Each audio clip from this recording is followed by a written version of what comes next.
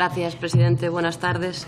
Diversos estudios e informes pusieron de relieve que la ampliación de los espacios dedicados al ciclismo, al cicloturismo o a la utilización de la bicicleta como medio de transporte aporta numerosos beneficios, tanto desde el punto de vista de la reducción de la contaminación como por apostar por un medio ecológico, como desde el ámbito de la salud, por la práctica del deporte, como por la reducción de ruido y de la contaminación acústica, la congestión de tráfico y el ahorro económico y energético que conlleva.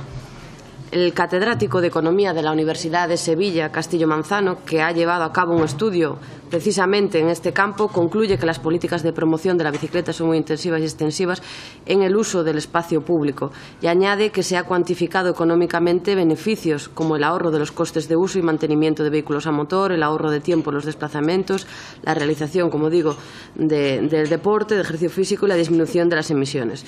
Y desde Marea compartimos todo lo dicho anteriormente y que creemos que constituye además un aliciente para incrementar este tipo de políticas de movilidad. Desde hace años esta conciencia sobre la necesidad de impulsar rutas ciclistas es cada vez mayor y queremos en esta iniciativa aludir a una propuesta a nivel europeo como es la Eurovelo, que fue creada en 1997 y que tiene por meta el desarrollo de una red de rutas de larga distancia para cicloturistas que conecten Europa por bicicleta.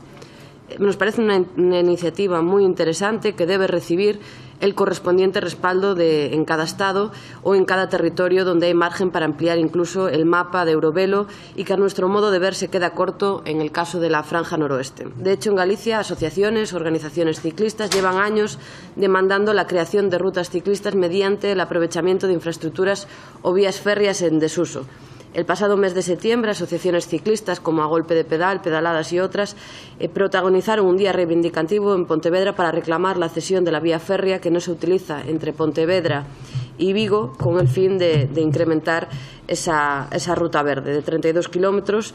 Existe unanimidad social y política para su constitución, no solo están las asociaciones ciclistas, también las asociaciones vecinales e incluso el Ayuntamiento de Pontevedra lleva demandando esto bastante tiempo. Sin embargo, es imprescindible que para llevarlo a efecto pues necesita contar con la anuencia de las distintas administraciones y en este caso con el Ministerio de Fomento y Adif, que debe facilitar esta iniciativa poniendo a disposición la infraestructura ferroviaria en desuso. En el caso aludido y objeto de esta proposición no de ley, sigue pendiente todavía la cesión del tramo de vía de ferrocarril, a pesar de que ya ha habido varios pronunciamientos y anuncios por parte de Adif, pero nunca se concretan. Lleva mucho tiempo, ¿no?, en espera, en stand-by. En octubre sí que Adif señaló que faltaba un trámite para que el trayecto entre Pontevedra y Arcade pudiese destinarse a senda ciclista y peatonal. Según el ente ferroviario, Fomento tendría que remitir una certificación del fin de los usos ferroviarios de la vía. Se ha especulado mucho con esta cuestión, pero no hay ningún tipo de paso en concreto por parte de Fomento. Por tanto, lo que pedimos en esta iniciativa es un compromiso en firme por parte del Gobierno o del Gobierno que venga a instar al próximo Gobierno a que dé pasos en este sentido.